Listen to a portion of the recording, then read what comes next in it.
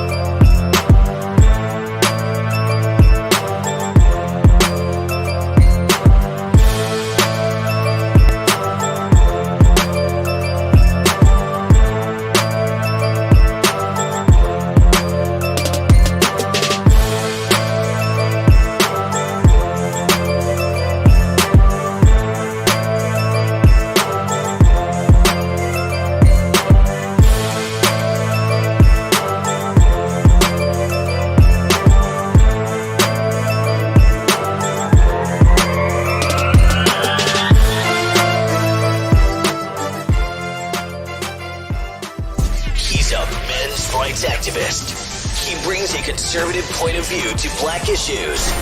His mission, to provide a forum for honest discussions about social issues without the liberal lapdogs shutting down the discussion. Broadcasting from the American Truth Project Studios in beautiful Brooklyn Park, Minnesota. This is Conservative Nation with your host, Jermaine Buxio.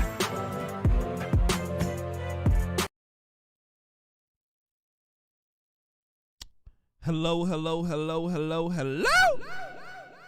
and welcome back to another edition of Conservative Nation with me, your gracious host, Jermaine Buxio. How's everybody doing on this beautiful Saturday morning? Well, afternoon, I should say. How's everybody doing? Hopefully everybody's doing well.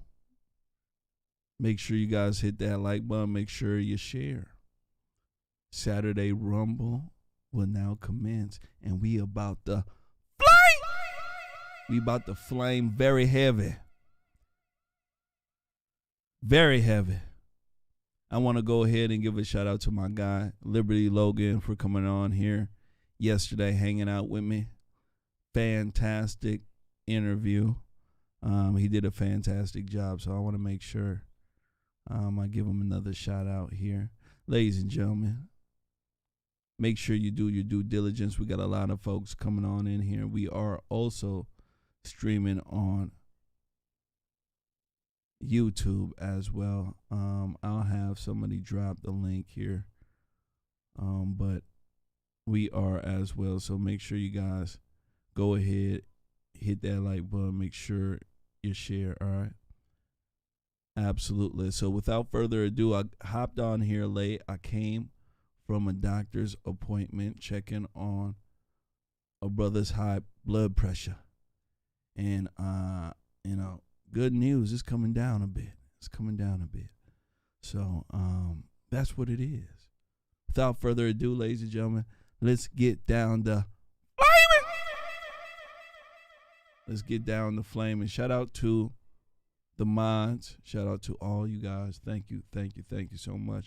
First one up, I want to go ahead, ladies and gentlemen, and speak about a shooting that happened in LA. It's getting a lot of attention.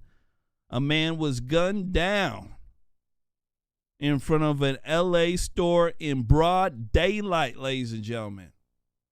Broad daylight.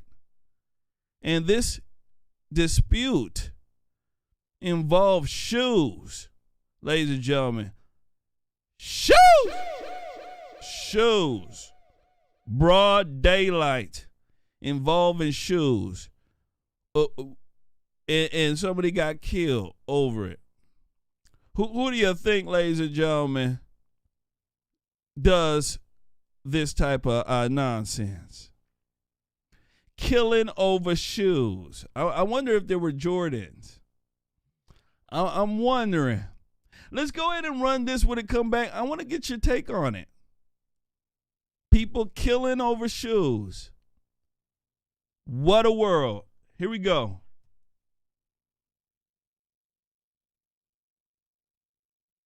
There is a growing memorial here for the victim where his friends and co-workers at the Shoe Palace store where the shooting happened right outside set up this memorial for him yesterday. Take a look. Oh my God, oh my God, oh my God, get in, get in, get in, get in. Cell phone cameras were rolling when a fight broke out outside the Shoe Palace on the corner of Melrose and Genesee yesterday. And it was all over a raffle for a pair of shoes.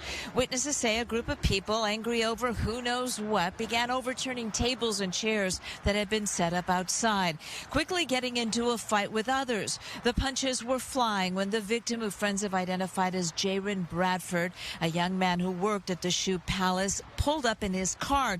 He saw the fight, and by that time it was across the street on Melrose, and he stopped, apparently wanting to help break it up. The suspect, though, then turned his rage on Jaron, whose good intentions were no match for the man with a gun who shot him up close. Jaron did not stand a chance. This is for sure like a big problem in LA, like something such as gun violence, as simple as raffles and shoes. I don't think it was raffles that serious, and shoes. But like They this for sure killing. has to get handled, and there has Negroes killing. You already knew it was a Negro. You knew it. These people off the street, because this is crazy. And this hit home to me because it could have been my grandson. Could have been my yeah, I know it could have been your grandson. There were plenty of people outside, plenty of witnesses. They say the suspect was a male Hispanic in his early 20s. He was dressed all in black, a T-shirt, black shorts, shoes, and socks. And they say he ran off, jumping in a Toyota Camry with some other guys. The Camry reportedly had a temporary license plate. Now let's bring it back here live. The corner of Melrose and Genesee. The Shoe Palace has cameras, surveillance cameras. Unclear if they were rolling. But if they weren't, well, almost every store on this block has cameras, and LAPD homicide detectives worked late into the night getting that footage. They're reviewing it, hoping to find a clue, some information that will lead them to Jaron's killer. If you have any information, please call the LAPD. Reporting live this morning, I'm Gigi Graciette. Back to you. Bow. They killing over shoes. Negroes killing over shoes, ladies and gentlemen. It's absolutely outrageous. It is. And this type of careless, nonsensical behavior happens when you're not raised correctly.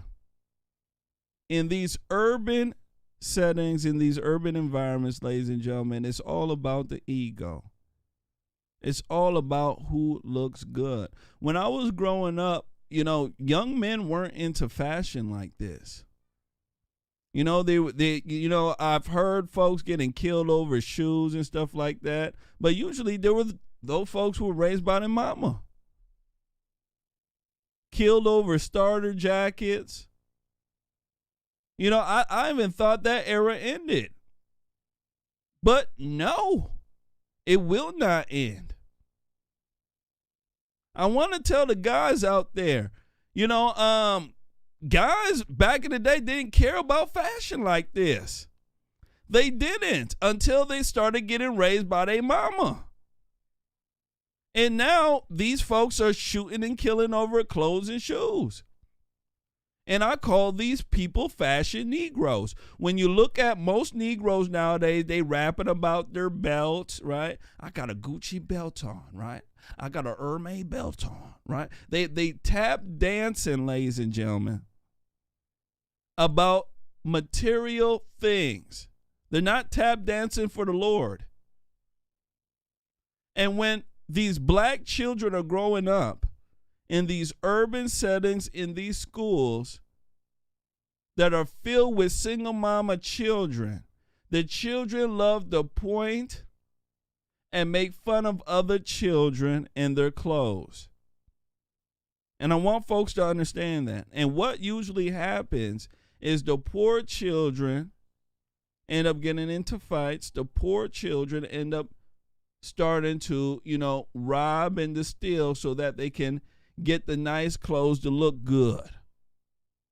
That's why you get all this riffraff of shooting and all this nonsensical BS over clothing, over shoes, over these material items. It's the most craziest thing in the world. These people shooting and killing over Jordan got to, put out free shoes. Of all the Negroes that have died over his shoes should be free now. It's outrageous. And this is the type of violence that goes on all the time. And it's perpetuated, ladies and gentlemen, by the media, by the influence in the music industry. And I want people to understand this. They can go ahead and point to the guns all they want, up and down. But at the end of the day, it's the person who's holding the gun. It's the mind. How the person looks at the world, what their outlook is. That's what it comes down to, ladies and gentlemen. You can't get around this. So don't be mistaken by some fools who are running a game on you saying something else. It boils down to the person and their outlook in life. If you're a moral person, you could put 1,000,000 guns in front of you. You won't pick it up and kill and rob, steal, and do the most with it. You won't do it. But if you're immoral, if you weren't raised correctly, if you don't have a good outlook in life, you will. And that needs to be the message. People's outlook in life needs to change. And one of the best ways to change their outlook is to give them a strong foundation rooted in family.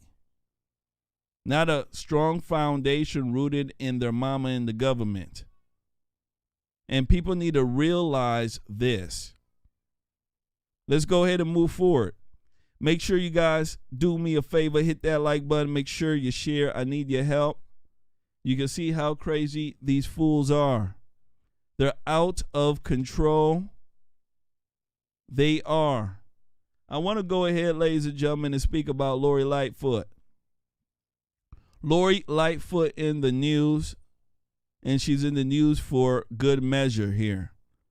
She was in a tense exchange with a reporter the other day, speaking about the cops who turned their back on her. Remember Ella French, a Chicago police officer who was shot and killed. She went to the hospital to try to, pay her quote unquote respects to the officer. When she got there, officers turned their back on her, ladies and gentlemen. Remember, I told you this. I even ran the story. She now, ladies and gentlemen, is hit with the question of what she thinks about it.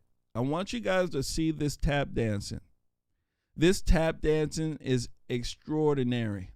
Let me tell you. Tap dancing, ladies and gentlemen. I don't even know where she got these shoes from. Take a look at the tap dancing around this question and let me know if you think she answered this. All right? You let me know if she did. Here we go. Make sure you share. service over self, a lot of sacrifice. Her mother said it, that she loved the job. There was a lot of emotion running that night. There were hundreds of officers who were there. I met and talked to many of them.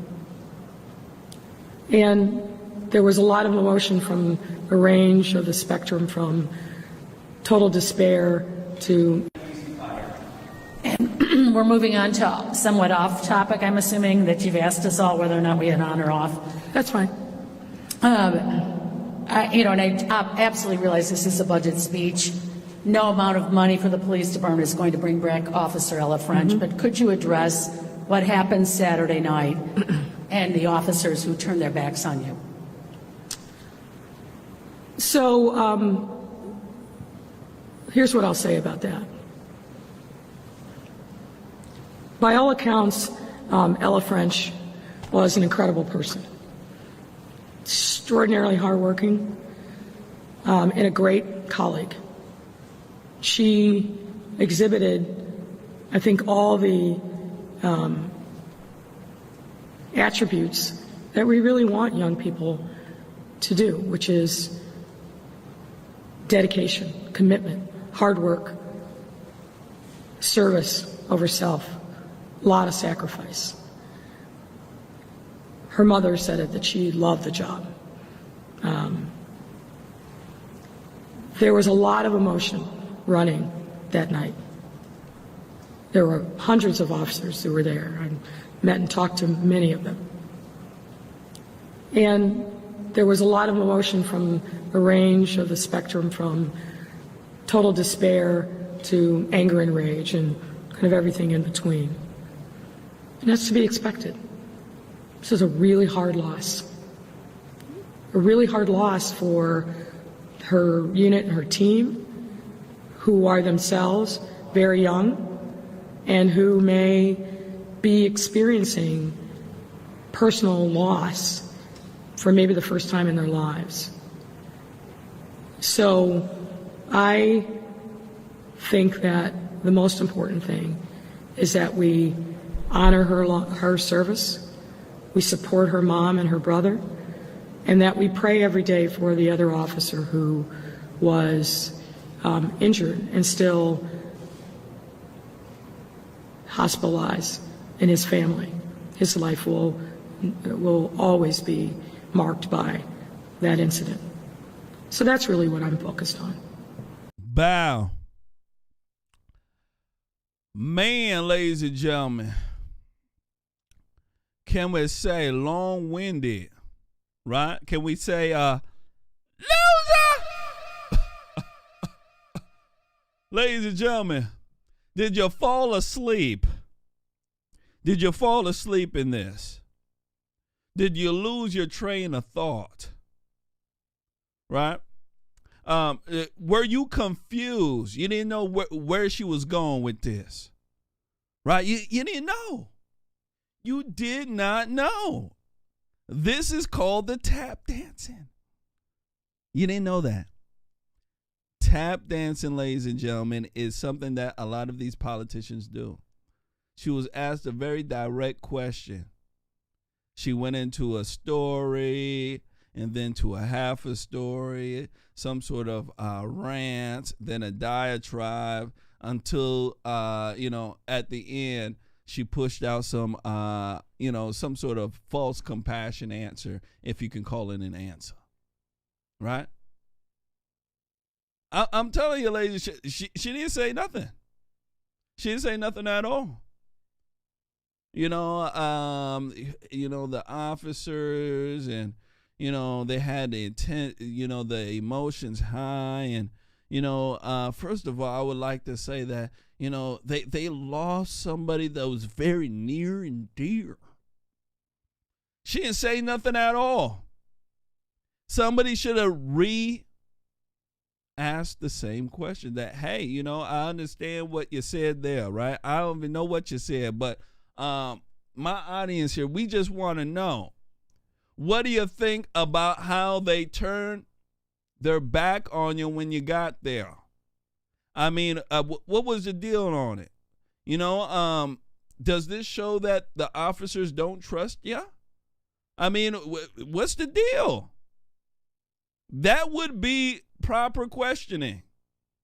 Not allowing this woman to speak for 2 or 3 minutes and not say a gosh darn thing. This is the politics in our country. It is. This is the politics. And then what the crazy thing is, the national host will go along with it. Business as usual. That's why I say a lot of these folks on TV, they ain't real. They cannot be real when you're not questioning the obvious. She didn't answer the question here. I don't even know what she said. She just went on some long diatribe. We want to know why these officers, in your opinion, turn their back on ya. Right? You don't have to give us a 2-3 minute diatribe. It's very simple. What do you think? Are they mad at you? Looks like they are. Why are they mad? Probably because you're not standing up for them. Right? You're not backing them up. You're backing up the criminals. So this type of nonsense, ladies and gentlemen, goes on daily. You cannot get any good representation from folks if you don't hold them accountable when it comes down to questioning. You have to be able to hold their feet to the fire. Don't allow them to tap dance. And this was a perfect example. Perfect tap dancing, ladies and gentlemen. She got some gold tap dancing shoes on. The Democrats got some very good tap dancing ones. They do. Republicans need some better ones. You know, the Republicans like to tap dance too. Their shoes ain't that good. They got the old tap dancing shoes. The Republicans need if they want to be on their level, since they're look like they trying to, they got to get some better tap dancing shoes. Let's go ahead and move forward. Make sure you guys do me a favor. Hit that like button. Make sure you share. And before we move forward here, ladies and gentlemen, I want to go ahead and give a special shout out here. Very, very, very special shout out. This guy got to get in contact with me as well. He goes by the name of Stephen Marlowe. Shout out to Stephen Marlowe for his donation.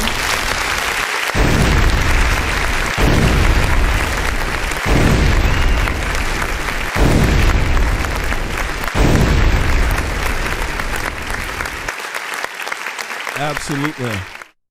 Shout out to Stephen Marlowe. Get in contact with me. I don't know where you're at, but you get in contact with me. Contact me on the page here, through YouTube, Gmail. Gmail works well.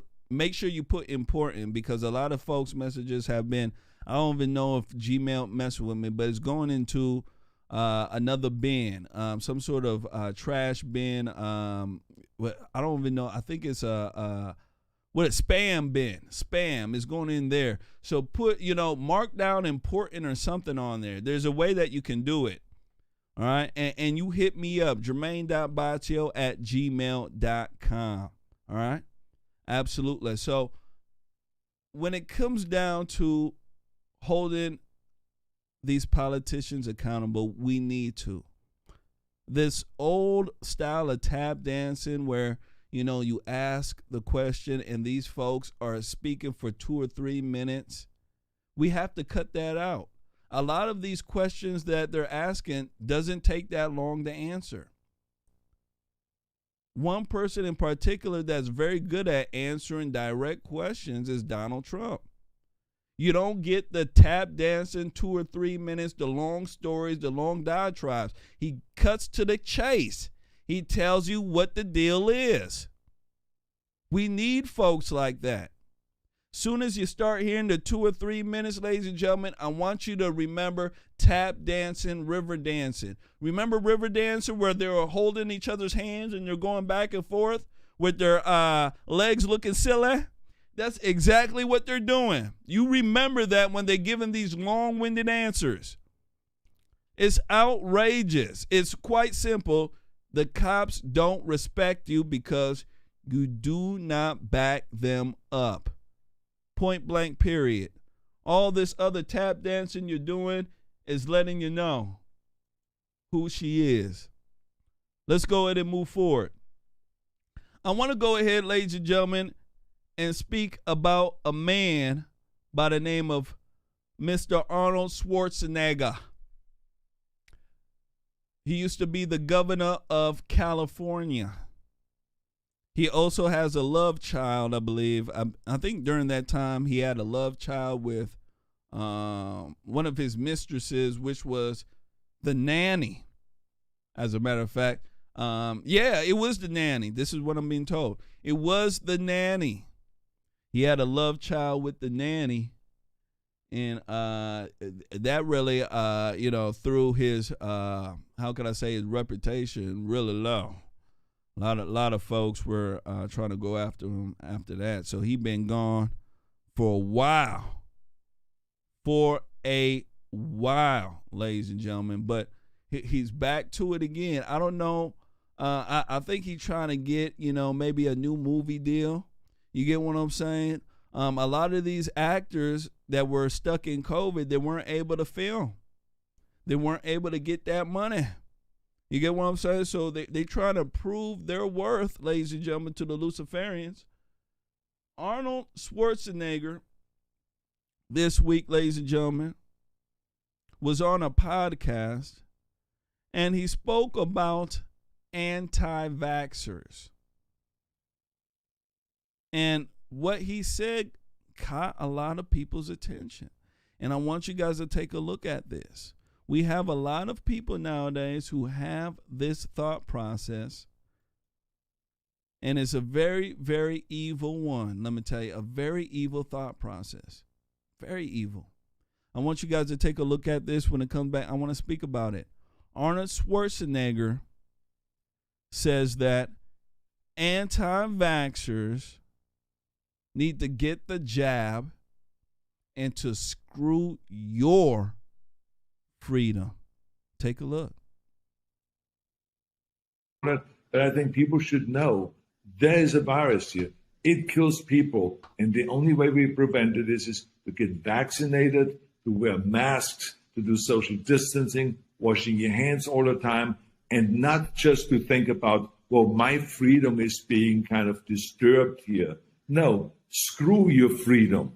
Because with freedom comes obligations and responsibilities. We cannot just say, I have the right to do X, Y, and Z. When you affect other people, that is when it gets serious. It's like no different than a traffic light. We put a traffic light at an intersection so someone doesn't kill someone else by accident. So this is why we have a traffic light. You cannot say, no one is going to tell me that I'm going to stop here, that I have to stop at this traffic light here. I'm going to go right through it. Yeah, then you kill someone else, and then it is your doing. So this is the same thing with the virus. You cannot go and not put a mask on, because when you breathe, you can infect someone else, and you can infect someone that then gets sick and may die. So this is why I think. What do you guys think about this? You heard him. Yeah, he looked like a homeless person, right? Absolutely. You know, I've seen pictures of John Travolta. John Travolta looked like he close to death as well. I've seen a picture of P. Diddy. He's grayed up too, look like he's close to death. I've seen a lot of these folks, ladies and gentlemen, they look like they close to death. I don't know if the adrenochrome ain't flowing right now. I don't know what's going on. But the youth drug that they were all taking has dried up. And you can see it, ladies and gentlemen. Outrageous. Screw your freedom. And then, ladies and gentlemen, he wants to bring his cockamamie logic into it. comparing taking the vaccine to traffic lights. What? To traffic lights. Ladies and gentlemen, wake up. Wake up. This man crazy. He's crazy and out of his mind. These are the people who don't care about your freedom. They don't at all. You cannot compare taking a vaccine to traffic lights. Well, you have to take it because, you're going to hurt everybody else. See, that's the main reason why there's traffic lights out there. See, we put that there to that don't even make any sense. By your logic, sir, maybe everybody should wear their seatbelts outside, right? It will keep them safe, wouldn't it? Ladies and gentlemen, why don't everybody wear their seatbelts outside? Right? We have so much traffic incidences, right? There's so many people and pedestrians getting hit by cars, right? Wouldn't wearing a seatbelt outside protect you and people, around you? Seriously. Why limit the seatbelt to just inside the car? Right? That's only protecting you. Why don't you wear that seatbelt outside? That's the same dumb logic that is there. It's dumb. Hold on. It's dumb. Screw your freedom. This is what he's saying. People who speak like that really piss me off, ladies and gentlemen. They really do. They really piss me off. And the main reason why is because they don't care about the truth. This hurry up so we can get past this is not going to get us past this. And I want folks to understand. Remember what they said. Hey, everybody stay. They started off with it. Hey, everybody stay inside, right? 14 days, 2 weeks to slow the spread, right? They went with the propaganda, slow the spread, right? You had dummies outside say, slow the spread, slow the spread. You had all of them saying this.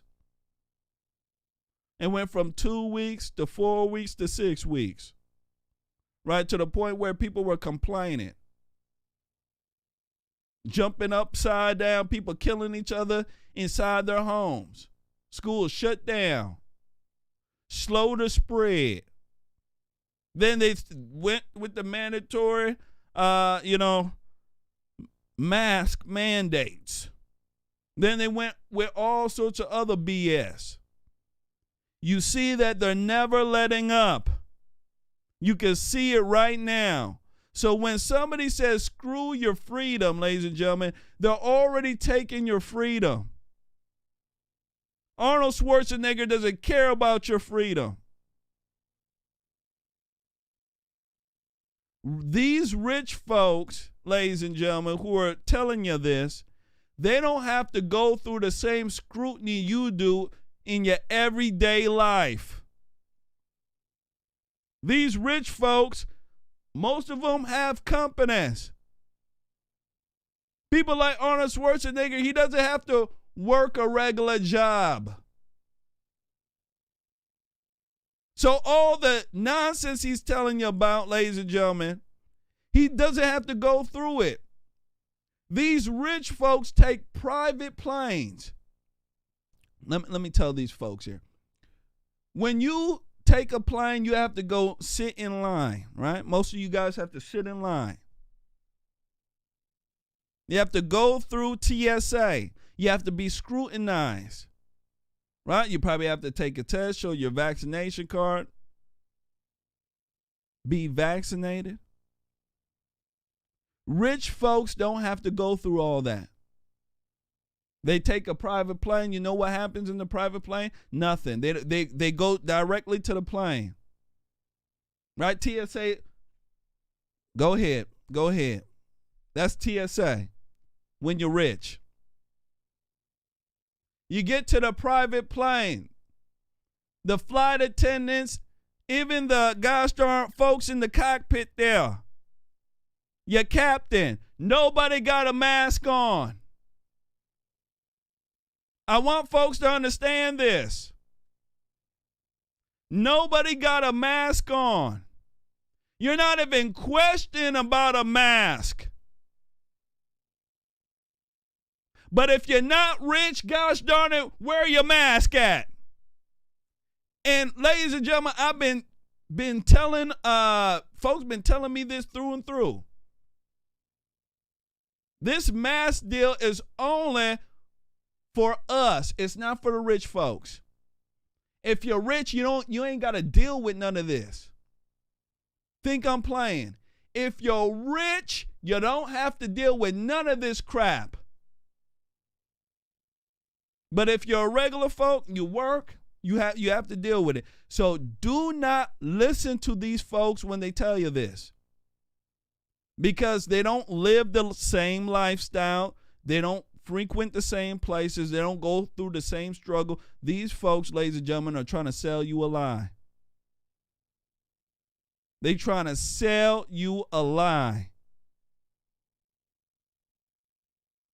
So that's what it is. Let's go ahead and move forward. I want to go ahead and give a shout out to my girl Tracy Chandler. Tracy Chandler, to $10 challenge. Shout out to you, sweetheart. Absolutely. Absolutely. Shout out to Tracy Chandler. Absolutely. Shout out to you. Yep. Yeah, Carol, look at Obama's party. Right? They didn't have the mask on. You see how the rich folks were playing? We have sophisticated vaccinations, right? Well, the way that we check is real sophisticated, not like you poor folks, right? You see how they didn't even care about Obama and his super spreader party? That's what happens when you're rich. Right? I know, right? They can hoodwink it with all the other stuff that they talking about. But when you're rich, you see how they dismiss all the concerns that they had on other folks. It's quite astounding. It is. It is. If you're rich and you love the liberals, if you're rich and you love God, they're coming after you. They'll scrutinize you too. Even when you're rich and you love God, you still get away with some of the stuff there too. You know, you still don't have to go through as much, but you still get some scrutiny. Move forward. Make sure you guys hit that like button. Make sure you share. I want to go ahead and show you guys a viral video. This is absolutely crazy. And it's about an Australian man, a father and husband, who was taken against his will from his own home, ladies and gentlemen. Apparently, his wife called the Ministry of Health and said that he needs a psychological assessment for his COVID-19 beliefs. I want you guys to take a look at this when it comes back. I want to speak about it because this is very, very dangerous here. And what's so funny is that the DHS and a lot of this new infrastructure bill, a lot of people don't know, they have been given a lot of rights, especially when it comes to dealing with folks with COVID-19 and evaluating them and, quote unquote, their mental health. Kind of eerie. Take a look. Make sure you guys share. And I thought I had a loving wife of 15 years. But today I was visited by two police officers, and to mental health practitioners in Western Australia, and I was advised that I needed to go for a medical assessment. I was taken involuntarily in a ambulance to Fiona Stanley Hospital in Perth, and here where I've endured a so-called psychological assessment, and I've been deemed as having, well, verbally I've been told I've had a nervous breakdown, which is completely untrue. But the paperwork says something completely different. The paperwork says that I've had some sort of, I've got some sort of personality distrusting disorder of some sort. Not sure exactly what the wording was. I don't have it with me, apologies. But I think it said I was suspicious. I think it was on there, suspicious. And for that reason, they've issued me some sort of section. And I've been brought to what I can only call a prison and held against my will. I'll just show you around our beautiful accommodation.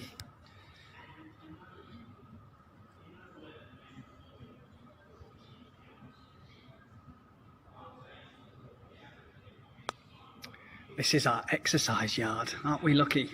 And I've got a beautiful room which I'll show you later. So why and how?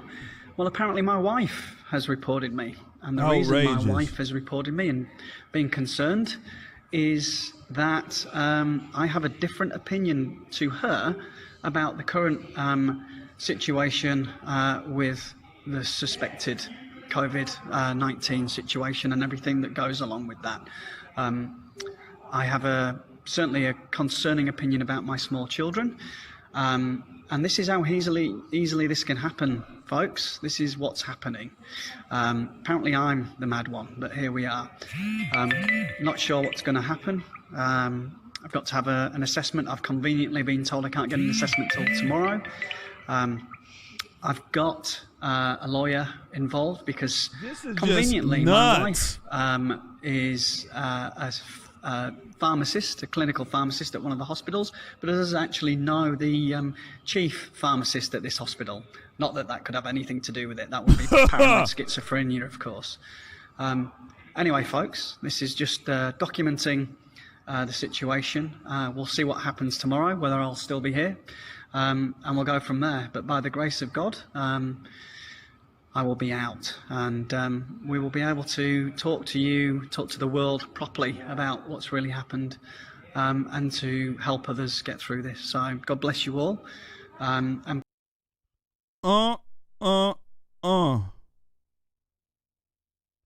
Can you guys imagine that? Can you guys imagine that? Your own spouse, right? Liberal spouse. You start speaking about your concerns about COVID-19. You speak about your concerns about the vaccine, right? You've done your own research, right? You ain't listening to Jermaine. You've done your own research. And then behind your back, your spouse calls the government, right? Government snitch. They come and take you. And because you don't agree with what they're saying, they label you as being crazy. You see how this is, ladies and gentlemen? You see how evil this is? So now, ladies and gentlemen, he has some sort of psychological disorder, right? He's not trusting, right? They're trying to say that he's crazy. No, you know who's crazy? The government. The government is crazy. They're the ones who are crazy. So now if you don't take the vaccine and you don't have a valid answer in their opinion, you're crazy. You need to be locked up somewhere. And I guarantee you, ladies and gentlemen, at the end, for him to get out of there without the help of a lawyer, he's going to have to take that vaccine. He's going to have to prove that he's not crazy. How much you want to bet? That's what they're going to do in this country too. Mark my words. DHS already got it on the bill. On the bill, baby. This is some serious stuff. Some serious stuff. When the government gets involved in healthcare like this, ladies and gentlemen, they overreach, they overstep, and they always do. This is scary. And what's more scary is that this guy's own spouse, your own wife, set you up. I'm telling you, ladies and gentlemen, it don't get more crazier than that. Australia, they're already on lockdown. So if you don't get the vaccine, you're getting locked up. That's wild. I want folks to understand that's wild. And we don't got the mainstream media showing you this. That, hey, look at what other countries are doing. Hey, you know, there's a bill in our country that is going to grant the same authority to the Department of Homeland Security, right? They're not going to tell you this. But they're going to tell you how good and effective that vaccine is, right? How you should get 2, 3, maybe 4 of them. It's outrageous. I'm so upset about this. This man has been taken for, I'm telling you, he's not going to get out unless he takes the vaccine. He's not going to get out unless he takes the vaccine, ladies and gentlemen. That's Eve. This is so diabolical, it's crazy. It is. So diabolical, it's crazy. You must get the vaccine or you're gone. That's the way they're making it. Now, ladies and gentlemen, I want to go ahead and show you guys this story coming out of NBC. They are speaking about fake COVID-19 vaccine cards that are out. They're trying to discourage people in the public from getting these vaccine cards. They're saying that, you know, you may be able to trick folks with it, but, you know, your privacy is at stake. I want to get you guys' take on this here, right? The Ministry of Health here in this country has disseminated their cronies, you know, their henchmen in the media. And they're saying, hey, we understand that you guys can fake these vaccine cards. But listen, your privacy is at stake. You don't want to do it. You don't. Hold on. You don't. Let me go ahead and run it when it comes back. I want to get your take on it. Would you risk your privacy to keep your body private? Get it? Yeah. Would you? Would you? Here we go. You know, it was bound to happen. The rise in vaccine mandates has led to a spike in fake vaccine cards for sale on the internet. But you should know that those cards aren't just illegal. They can put your privacy at risk. Our business and tech reporter, Scott Bubman, is here to sort it out for us. Scott? Yeah, Jessica, it's been a week where bars, restaurants, concerts, gyms, and workplaces have all made it clear to get inside, you'll need a vaccine card. Now, you know what a real vaccine card looks like. Here are some of the fake cards pulled from dozens of online them look real forums good. Where can I purchase one? A fraudulent card for a fee. Now, that fee can vary from $1 to up to $400. And here's the thing. Yes, it's illegal to show a fake vaccine card, but even if you're willing to take that risk, you've already compromised your privacy to get the fake card in the first place. Now, you think you've gotten something for your $100. You've gotten a vaccine card, you think, but what you've actually then done is handed your personal data over to this bad actor, and more than likely, the bad actor is liable to turn around and sell that data to somebody at a price, thereby compromising your identity, your privacy.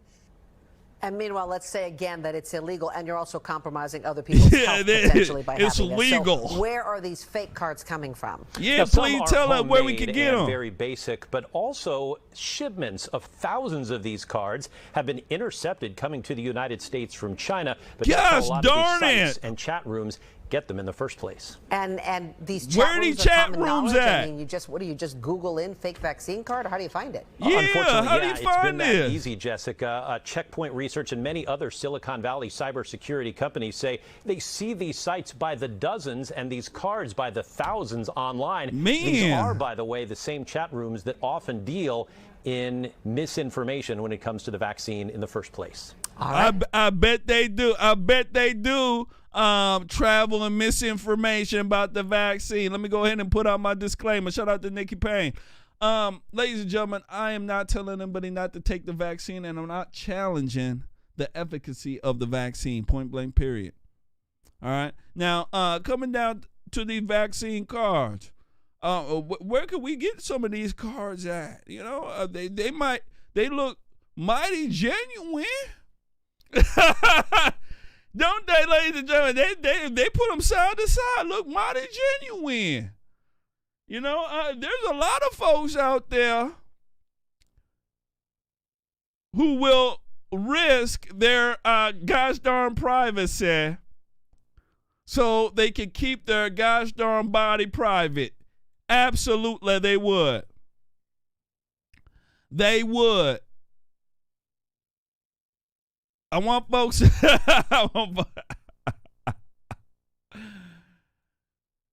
They letting you know it's highly illegal. They letting you know these cars are highly illegal, ladies and gentlemen. They letting you know, and they don't want anybody to use them. They look at me. They're highly illegal. And they look genuine. And they say, hey, even if you're able to use these cards here, your privacy is at risk. You know, this is what they say. Your privacy is at risk. And all I'm saying here, ladies and gentlemen, when it comes down to it, there's a lot of folks that will take that risk. There is. There's a whole bunch of folks who would. You get what I'm saying? A whole bunch of folks who would take that risk. You know, I'm telling ya. Yeah. Folks trying to figure out where they can get it. I'm telling ya. People pay $200-$300 for them. Going out like hotcakes. You telling folks, well, you know, that they can use your information. They ain't gonna care. As long as that vaccine ain't in their body, a lot of these folks ain't gonna care about it. So I think, ladies and gentlemen, that these folks need to wake up. They do. They do. They need to wake up. Make sure you guys hit that like button. Make sure you share. All right? Make sure you share. Next one up here, ladies and gentlemen. I want to go ahead and speak about a mom who is absolutely furious. Now, we spoke about this the other day here. We did. This mom slams a school for having black-only classes. You guys remember this, right? Yeah, I played the clip. She did a nice little news story. Well, she was brought on Fox, all right, and with Lawrence Jones to speak about it. And I want you guys to take a look at it. She goes a little bit more in depth about the segregated classes and what she experienced.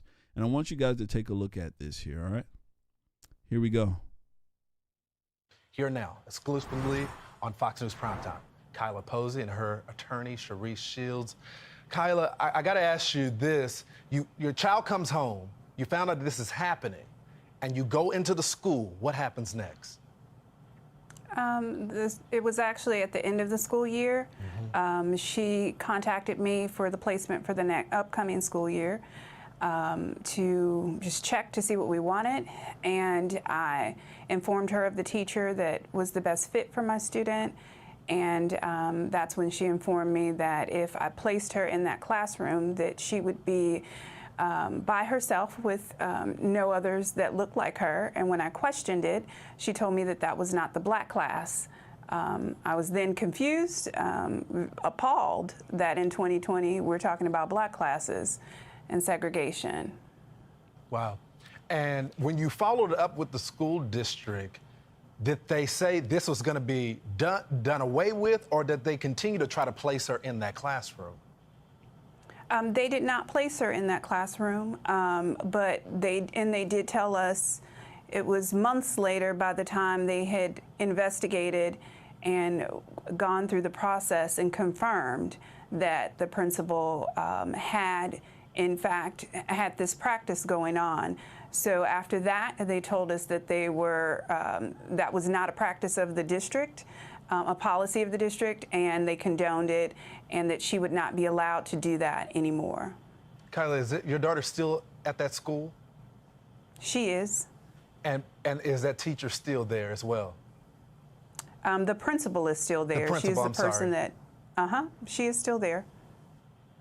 Sharice, I want to go to you because you are filing a suit, a complaint with the state.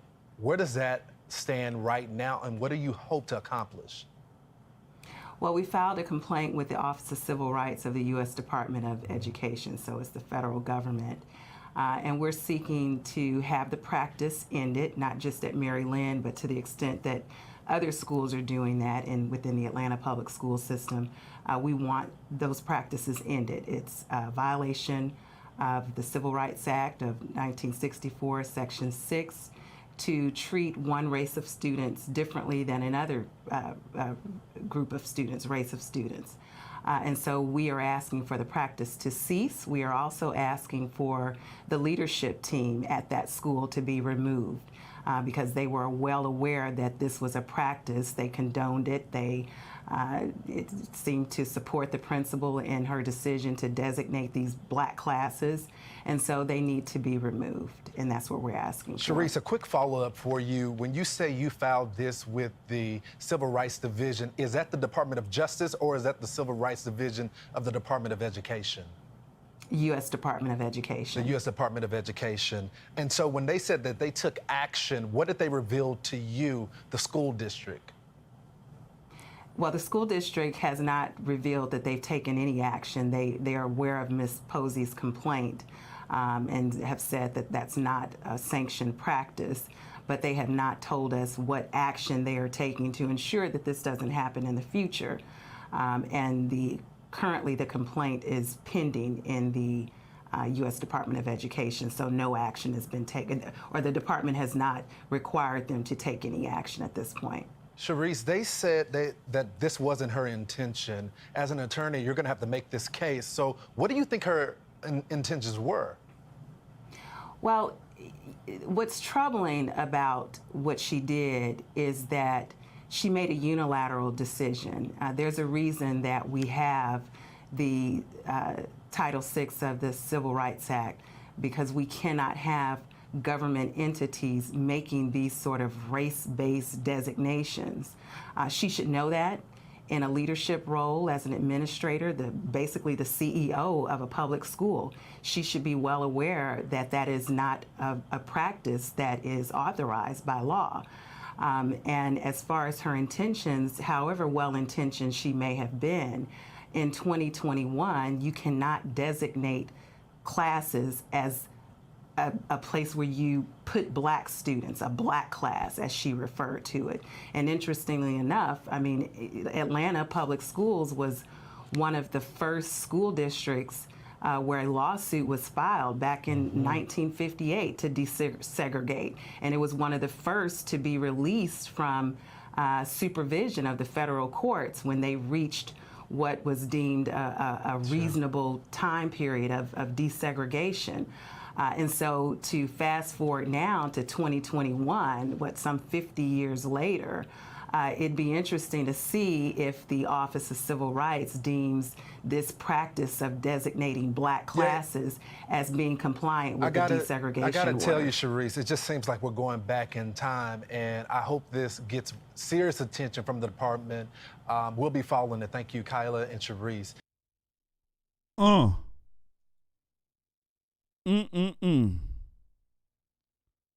What do you got to think about this? Shout out to Lawrence Jones. It does. It kind of feels like you're going back into time with a lot of this here. It does. You would think that in 2021 we would get past a lot of this nonsense. But no. This notion of racism is kept alive by the race hustlers on the left. And I want people to understand that. The race hustlers on the left are the ones who are keeping it alive. And they're using a specific group of folks to do it. As you guys can see here, there are good black Americans out here who understand what's going on, who don't want any part of this racist crap. They want no part. And guess what? They're not even, conservative. They're not Republican. I want people to understand there's good folks who are not even in our political persuasion, in our category,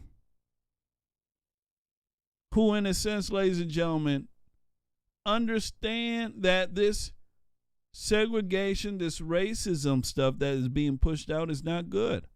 It's not beneficial for them or their children. This is something that the left does not want folks to see. They're so stuck on their mission of destruction that they will not let up. They won't. And for them, ladies and gentlemen, the reason why they're so passionate, in a sense, about pushing out this racism crap, pushing out their agenda, ladies and gentlemen, because they believe they have a moral duty to do so. They look at folks like us as the enemy. Do you understand? They have a moral duty, a moral right to fight for what they call justice. Justice. This is what they say. So you have to recognize and understand this. It's a very evil game that these folks are playing. Very evil. Like, again, I've been saying, you would think in 2021, this would be gone by now. But it's not. It's still here and is kept alive by the race hustlers. That's it. That's it. Now, ladies and gentlemen, I want to go ahead and I want to speak about another school happening here. And it's about a teacher that blasts the school board over what they call woke curriculum. We had a mother who stood up for what was right. Now we have a teacher who is standing up for what is right. I want you guys to listen to this teacher who spoke up at the school board and quit right on the spot. Very, very, very good video. Take a look. Here we go. She's about to tender her resignation in front of the school board. Watch what happens.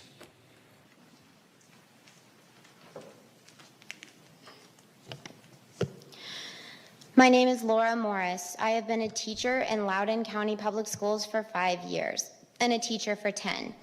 In that time, I have learned so much, being on the cutting edge of educational technology and working with a diverse population of students that I have loved. This year, I have the privilege to follow my amazing fourth graders up to fifth, and I have been excited about this all summer. On the other hand, this summer I have struggled with the idea of returning to school, knowing that I'll be working yet again with a school division that, despite its shiny tech and flashy salary, promotes political ideologies that do not square with who I am as a believer in Christ. After reading about your lack of consideration for the growing population of concerned citizens in this division, clearly evidenced by this empty room tonight, where you shut the doors to the public, as well as the emails sent by the superintendent last year, reminding me that a dissenting opinion is not allowed, even to be spoken in my personal life, going so far as to send a form to my colleagues and I, encouraging us to fill it out if we hear one another speaking against the controversial policies being promoted by this school board and adopted in this county. Not only that, but within the last year, I was told in one of my so-called equity trainings that white, Christian, able-bodied females currently have the power in our schools, and that, quote, "This has to change." Clearly, you've made your point. You no longer value me or many other teachers you've employed in this county. So since my contract outlines the power that you have over my employment in Loudoun County Public Schools, I thought it necessary to resign in front of you. School board, I quit.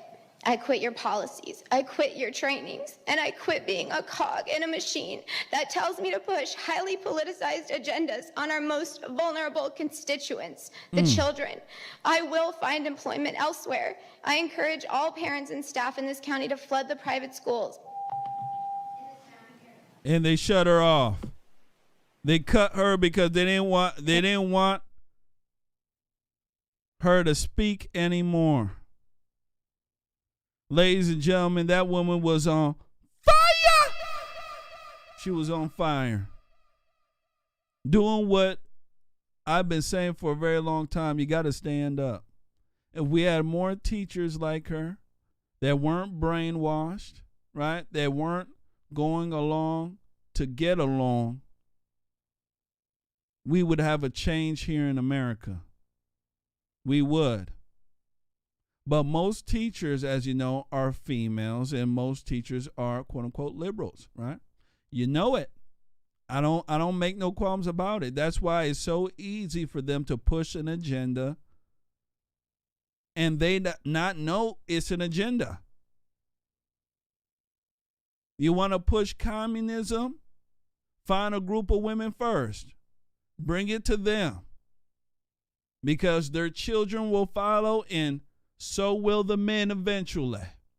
That's how it works. Hitler always said this, right? Screw the men, right? They got too much logic. Go for the women, right? Appeal to their emotional side. Soon as we got her children. And the men will soon follow, and they always do. They always do. So we need the teachers to stand up. We need the women to stand up.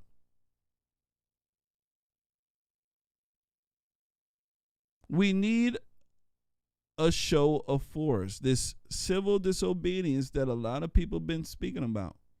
I played you guys a clip with Rand Paul. His clip is called Choose Freedom. You guys remember that, right?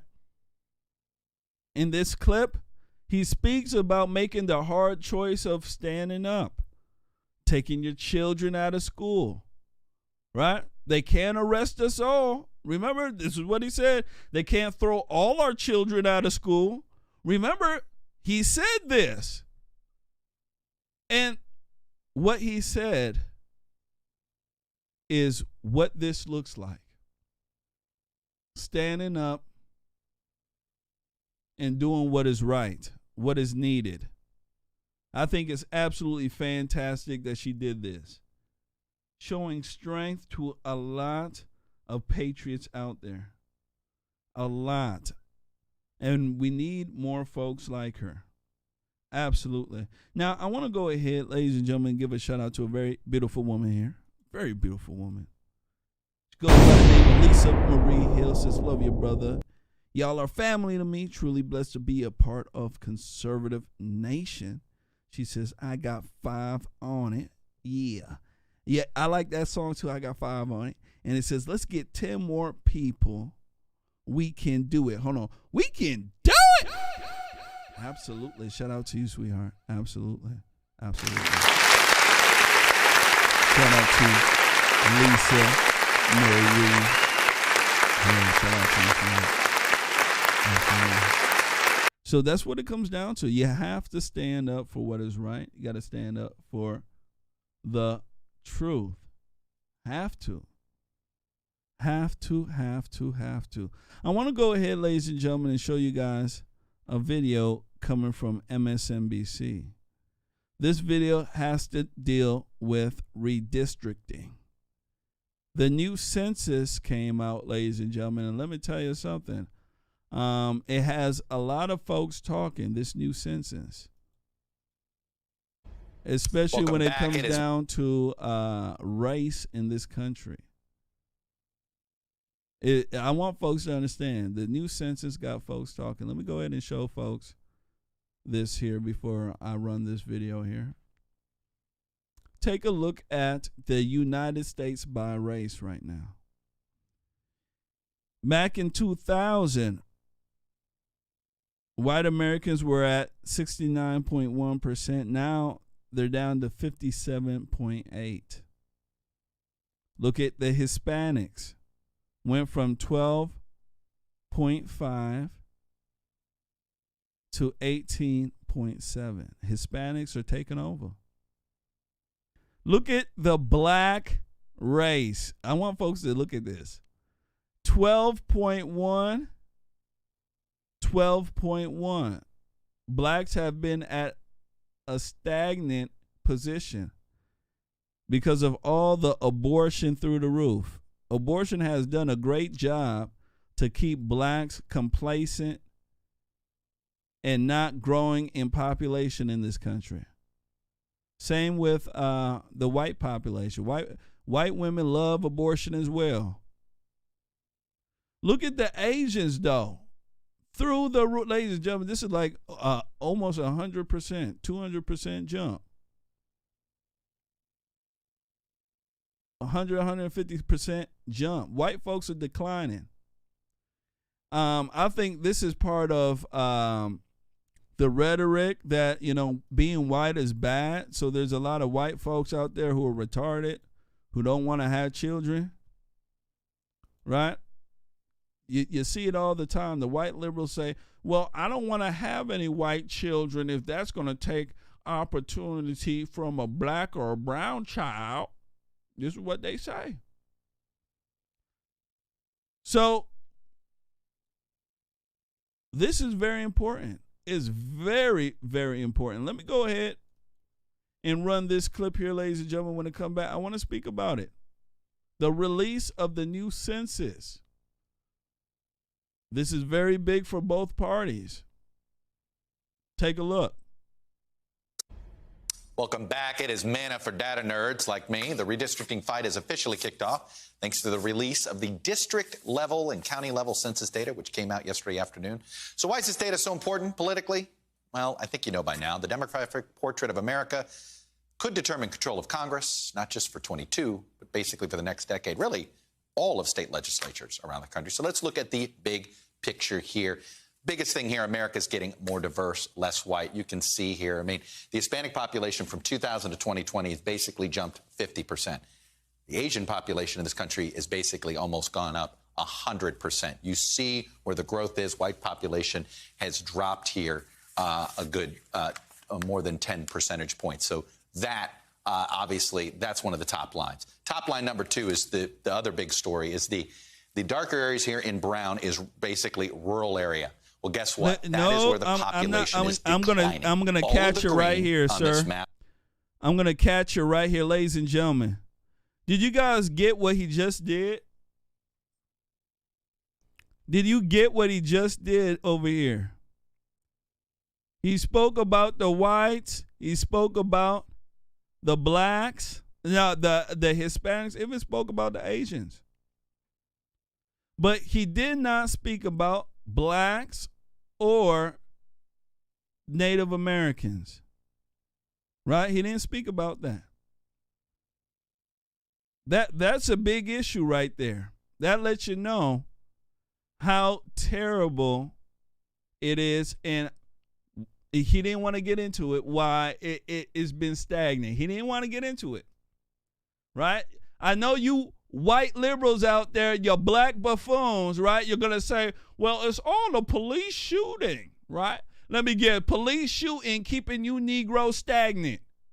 Ridiculous. Going for it. Obviously, that's one of the top lines. Top line number two is the other big story is the darker areas here in brown is basically rural area. Well, guess what? That is where the population is declining. All of the green on this map, and I know it's a weird color green, evergreen, forest green, whatever you want to use, many of those areas all have growing population. So all of the population growth was in these green areas. These all coincide with metro areas. The other big story is the depopulating, if you will, of rural America. This coincides with what we've seen in this new polarization between urban, suburban, and rural America. Population moving there, coupled with what we're seeing in rural America, coupled with where the two parties are going, you can see this is going to perhaps create an ugly short-term clash of geographic polarization.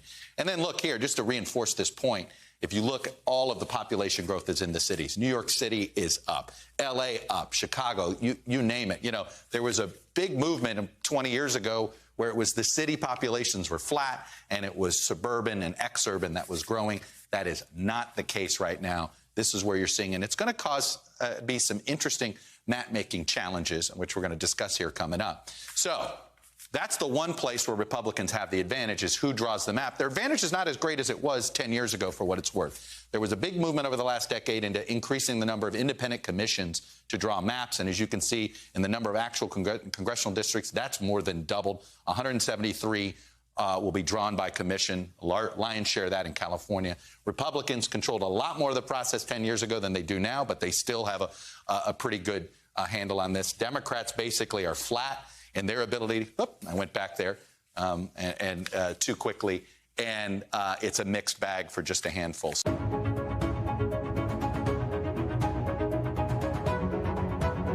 There you go. There you go. So, as you guys can see here,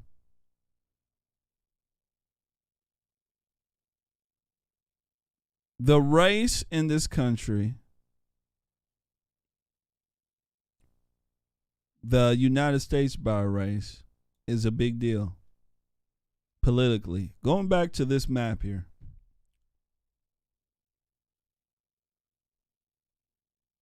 These numbers will tell you something going forward. Remember, I told you liberals love playing the long game? Liberals know that the white race in this country is declining. Remember what they told you by 2030. By 2030, white people will be the minority in this country. Remember what they told you. You can look at the way the trend is going, right? You're not dumb. You're not retarded. You can tell by the trend that it's going down. One of the main reasons why it's going down for the white population is rhetoric from the left. Guilting white Americans, ladies and gentlemen, into believing that if they have more children, they'll be taking opportunities away from people who are, quote unquote, less fortunate, right? People of color, right? Of color. But that's not true. It really boils down to, ladies and gentlemen, how much it costs to raise children in this country. White Americans, by whole, have 1.5 children because of the cost of living in this country. It costs a lot. a lot. I'm letting folks know that. Now, if we speak about, ladies and gentlemen, if we speak about welfare in a sense, there may be more whites by capita, by numbers, on welfare, but proportionately, when it comes down to the white population, and it's minuscule compared to the black and the brown races. Proportionately, there are more blacks and Hispanics on welfare proportionally to their race than it is with white Americans, right? We're not talking about sheer numbers here. We're speaking about proportions. So I want folks to understand that. And what that lets you know is that there's a culture in the black and the brown races of having more children and being subsidized by the government. Do you understand? It's a culture that is there. This culture isn't so prevalent in the white community. That's why you don't have folks having children all willy-nilly in that sense. A lot of it comes down to it. Now, speaking about redistricting, ladies and gentlemen, the reason why this is a big deal is because the redistricting can help Republicans and conservatives win the general election, can help us, in a sense, build a coalition of voters. That's what's good about redistricting. But since now, a lot of the populations are shifting into the city, the redistricting becomes a battle. And it's a battle because of the number of votes and the territory. Republicans have a hard time nowadays winning these redistricting battles because, ladies and gentlemen, of the population shift. That's why looking at the population and looking at the trends are very important. These are things that conservatives need to do. And I don't think they do this very much. Liberals do it and they know it. That's why they are adept at the culture, right? Why do you think they push black and brown everything? Because they're trying to get ahead of anybody else so that they can push, ladies and gentlemen, their thought process on them. Do you understand? That's what it comes down to. That's why they said they ain't worried about white folks. They're not. They're playing the long game. They are. And you can see it through and through. They're not worried about white people. They're not at all. They're worried about the black and the brown because they're running the long game. Even Joe Biden, he was caught on air saying, hey, you know, us white people, we ain't going to be here too much longer. And you black and brown folks going to have to work it out. This is what Joe Biden says. Right? Even Nancy Pelosi speaks about her, her brown grandson. Right? She got a Hispanic grandson.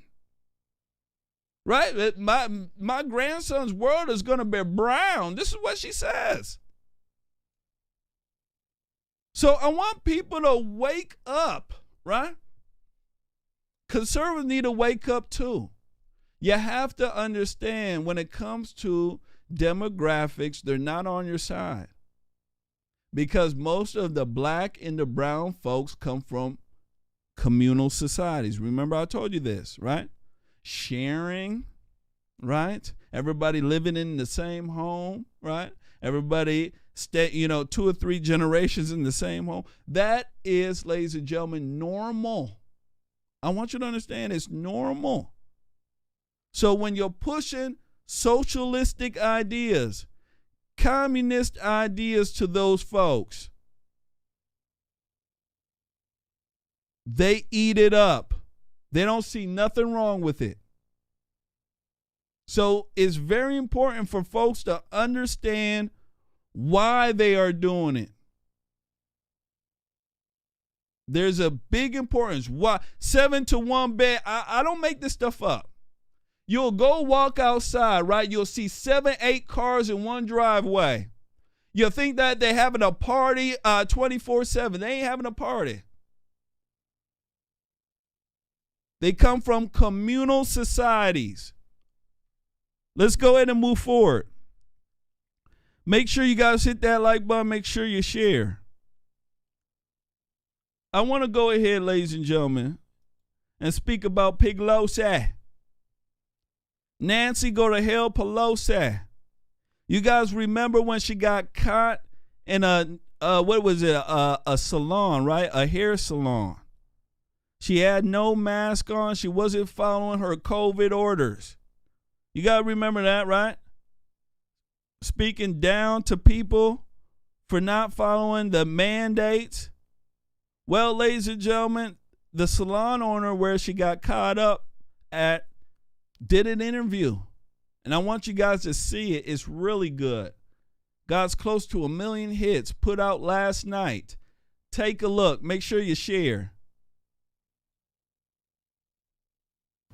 Hey, it's Danielle here at 4 Patriots. Shout out to let me go ahead and shout out to Dan Maynard said no. Jermaine Pelosi said her white grandchild said, she wished he had brown skin like his best friend. That's even worse. Dan Maynard, that's even worse, buddy. That's even worse.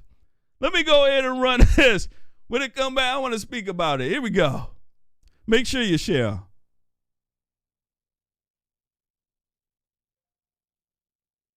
That's super bad. Nancy Pelosi's now infamous blowout blow-up. I take responsibility for trusting the word of a neighborhood salon. It was a setup. This salon owes me an apology. This footage of the maskless Democrat went viral after the salon owner released the security tapes after hearing Pelosi preach about mask wearing. Erica Caius had to shut down her salon due to relentless backlash and death threats she received. She joins us now with what this past year has been like for her. Good morning, Erica. Good morning, Carly. Thank you for having me. It's a pleasure. So tell us exactly that. How has this past year been for you, and what are you up to now? Well, the past year, we're thankful to be back to work. I do want to mention, we didn't go back to work till February. So pretty much the rest of the country started back in June, especially in the beauty industry. And we literally just started back in February. So we're back. Did you open a new salon? Go ahead. Did you open a new salon in San Francisco? Oh, no, I left San Francisco. I am back in Central California in Fresno, where I'm originally from. Okay. I'm actually glad I'm not in San Francisco right now with what you just said about having passports. But, the thing about California is we are literally with our governor, with Gavin Newsom, we are still working and working on literally pins and needles every day, not knowing if we're going to be shut down the next day. So that's still kind of going on. Yeah, I was going to ask you about that because it sort of feels like August 2021 feels a little bit like last year because, they're re-implementing mask mandates and vaccine passports in New York. So how is that affecting your business? It hasn't affected our business yet. We are still not wearing masks, and or the mandate hasn't started yet. But yeah, that's how it starts. They start with little by starting one thing and then pushing to another. But again, the feeling of going to work every day and knowing that you might be shut down is a terrible feeling. I haven't even actually started investing or advertising yet because I don't want to spend the money because I do not know literally if I'm going to be shut down tomorrow. That's got to be tough to be on pins and needles every single day. You know, we just played that clip of Nancy Pelosi saying that you owe her an apology, even though she walked into your business without a mask on and then you lost it because of all the backlash. When you hear her say that a year later, how does it make you feel? Are you still angry or have you let it go? It's almost like I'm in disbelief still that someone can go on TV in front of the whole country and pretty much, I'm going to say it, lie, because her assistant message the stylist the day before and make the appointment. I did not set her up. Yeah. I've had the cameras in there for over 6 years. So that didn't happen. You had those security cameras on every single day. That's why you put security cameras in a business to keep them on and running. And, you know, nearly 40,000 small businesses closed in California by September 2020. I believe that she got her hair done in your salon the last day of August. Do you know any of those other small business owners that were forced to shut down in San Francisco and what they might be up to today? You know, a lot of people, I don't. I just know that they shut down and boarded up. The other thing, too, is that our neighborhood, the Marina Cow Hollow neighborhood, was her neighborhood. Her home was 5 blocks from the salon. So Union Street, the restaurant she ate at, my salon, everything was boarded up. I mean, she never reached out to us, to any of us. In her community. And we're seeing it. That's where we're all, totally. And you know, Erica, no, absolutely. We're seeing it happen again today with Democrats still not enforcing the rules that they are applying on other people. It's happening once again. So it's like last year all over again. Erica, so good to see that you're back on your feet. You've opened a new salon in California, and we wish you the best of luck. Thank you so much. All right, you bet. Bow. So, ladies and gentlemen, what do you got to think about this? What do you think? Pelosi, a liar. A liar! These are the type of politicians we have. She got caught up doing the wrong thing. Instead of her to apologize, she tried to put it off on the owner to get the blame off her. She's an evil woman. She's such an evil woman, ladies and gentlemen. Such an evil woman. These folks do not care about what is right. Remember the phrase, rules for you, not for me. And that's exactly what she's putting out. Rules for her that she follows. And the rules that we follow, ladies and gentlemen, are the ones that she doesn't follow. Obama, Gavin Newsom, all these people do this. So it's an elitist problem. It is. It's a big problem. We have one more video here that I want to play, and it deals with Hugo Biden. Governor Greg Abbott, Ron DeSantis are pushing back against the mask mandates. Hugo Biden takes a shot at both of them. I want you guys to take a look at this. Here we go.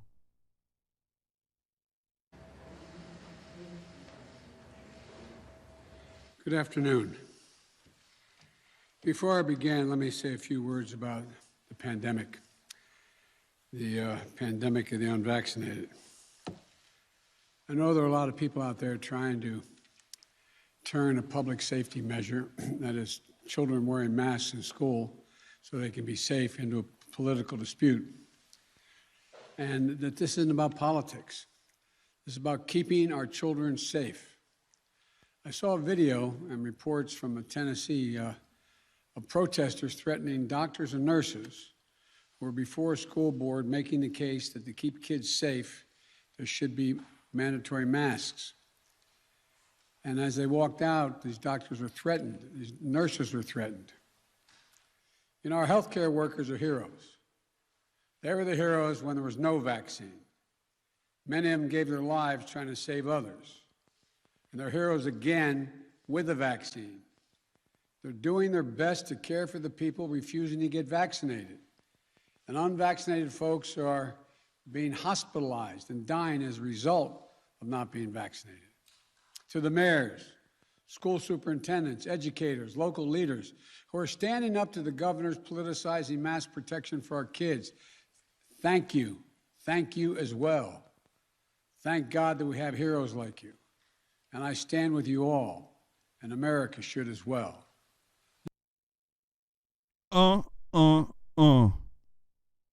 There you go. There you go. He's saying that you shouldn't politicize this, right? We should all be on the same page, putting the vaccine in our children. We should be masking up. He doesn't want to politicize this. But to be honest, the Biden administration has politicized this. And remember what I told you.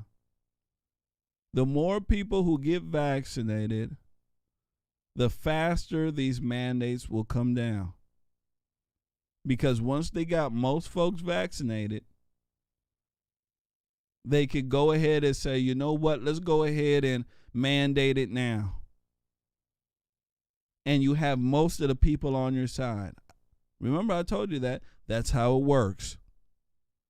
They can't just come out and mandate it because nobody will take it. They have to finesse you first. Play it cool. Don't you worry. You know, this is going to be, by choice only. We're not going to mandate this. And while they're saying this to you, they're trying to jab as many folks as they can, right? Playing it cool. Playing it cool. Until they got most of the population. And right after that, all that playing it cool go down the drain. And they're back to being authoritarians as usual. They're back to it. You need to take it. Amy Coney Barrett, we spoke about her yesterday. Her decision not to take this University of, Indiana or Massachusetts, one of them. This university case that's mandating vaccines, right? I gotta know for sure what the university is. Indiana, I was right. Indiana University. Her not taking that case, ladies and gentlemen, sets a precedent that's so evil in this country. You will see schools from here to Pakistan mandating your children to take the vaccine. And they have a precedent to do it. So we are living in tyranny right now. Tyranny. And there's a whole bunch of folks who don't care about it. At all. At all. And it's such a shame. It really is. It really is. So, ladies and gentlemen, that is our show for this afternoon here, for today. I'll be on tomorrow with our good friend Anthony Allen, 7 p.m. Central.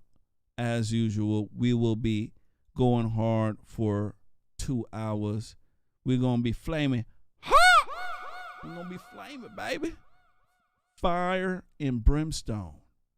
Absolutely. So make sure you guys keep up with us. I want to thank everybody for hitting that like button, everybody for sharing, everybody for donating. Absolutely. I want to thank everybody. I also want to thank Logan once more for coming on in here. Yesterday, he did a fantastic job. I had a lot of good reviews on the show.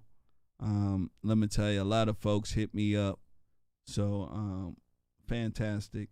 Shout out to Stephen Marlowe. Shout out to Robert Marvin, Lisa Marie Hill, Tracy Chandler. Shout out to you guys as well.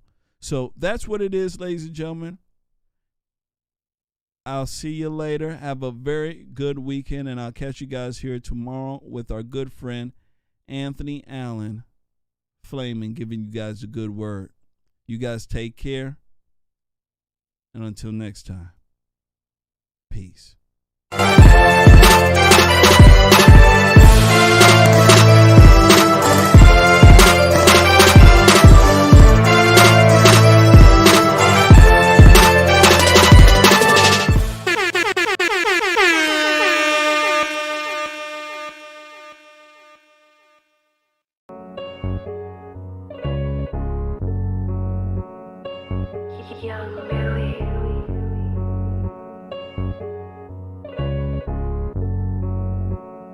Hey, let's run up a million.